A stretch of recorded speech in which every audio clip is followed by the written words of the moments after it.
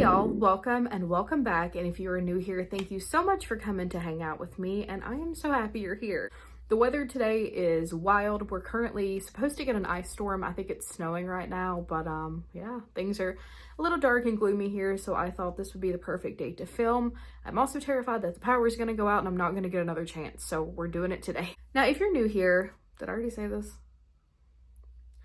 If you're new here, hello, my name is Morgan, and here we do all things spooky, whether that is sharing scary stories, talking about scary movies. We're going to be talking about scary books because I have a goal to read 50 books this year, and if you guys think you're off the hook from hearing about it, you're wrong.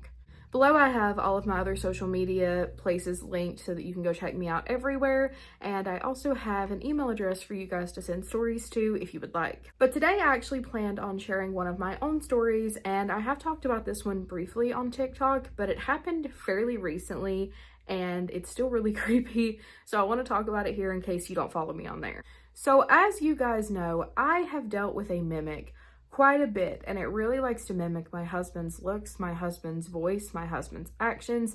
It likes to pretend to be my husband. Now, luckily I did get rid of it, and I don't necessarily think that's what I'm dealing with here, but I am dealing with something that is mimicking, or at least I was.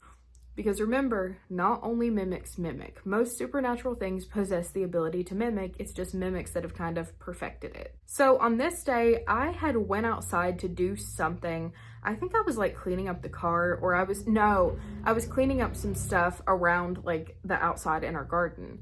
But I knew at the end of it, I needed to grab something out of the car. So before I left the house, I reached up, because we keep our keys hanging by the door. I reached up and I unlocked the car and I watched it unlock. I walk outside and I'm cleaning up the car, and I just happened to look up for some reason at our front door, and I see my husband standing there, and I was like, okay, does he need something?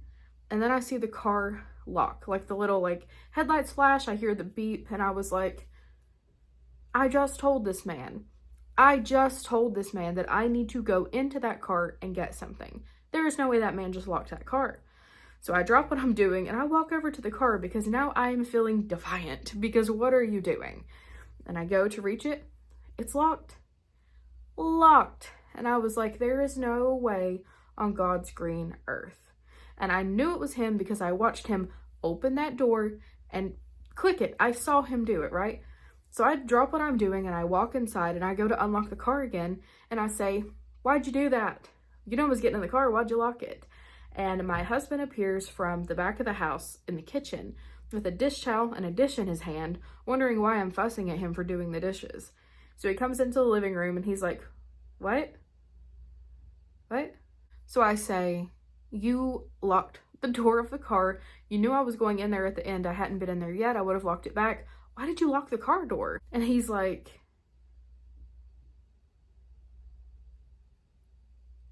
huh? So I repeat it because I'm thinking, okay, some wax got stuck in his ear. I said, you locked the car door before I could get my stuff out. I saw you do it. I know you did it. Why'd you do that? And he says, I've been in the kitchen the whole time. I didn't lock the car. And I was like, no, there's no way. And listen, I understand spirits. Like it would make more sense if I just like caught a glimpse of him at the door and he was like, I was never there. And I was like, ooh, you know, no, something physically touched that key fob and locked the door. And I was like, are you lying? That was my first thing. My husband would never joke about this stuff. He knows that we deal with it on a daily basis. It's not funny. It's not a joke. He wouldn't do it. But I still make sure. I'm like, are you messing with me? Like, is this a little like, are we playing around right now? And he was like, no, I wouldn't do that. Reminded me that those jokes are not funny in our house. He's like, I wouldn't do that. I've been in here the whole time. That was not me. So I'm just we just stand there and just stare at each other. Just like, okay. And then I tell him, I'm like, I literally saw the door open, saw you standing there, saw what looked to be your arm reach up to where the keys are, and then the car locked. And he was like, well, I didn't. And the door was even open when I came up to it. Like the door was left open and I closed it. I closed it because I know we have a screen door, but I'm still worried that our cats are gonna like figure out how to open the screen door and just like run away. I don't know. I don't like it though. It's like you just like push it. I don't like it. He was like, no, that wasn't me. That is not the only thing that's happened recently. We have had so much stuff going on, and there's actually a story that happened. I think it was definitely on New Year's Eve. Something really, really creepy happened, and I want to talk about it because it involves like Appalachian folklore. I'm probably going to do a whole video on it. But yeah, activity has gotten really crazy. I think it has something to do with the projects I'm working on because they are centered around Appalachian folklore. So not only is a lot of my like platform and my job, you know, just with social media like that, I'm now doing it with this other project. And I think it's just a lot of attention going to things that don't necessarily do well with a lot of attention, if you know what I mean. So yeah, we'll be sharing that story soon. It was creepy. It was very creepy, and my husband experienced it as well. Something else that happened around the same time that this story happened was a picture frame flying off the wall. And I actually semi got that on camera. I need to make a whole video on that as well because that was horrific, and it came so close to just in the side of the head.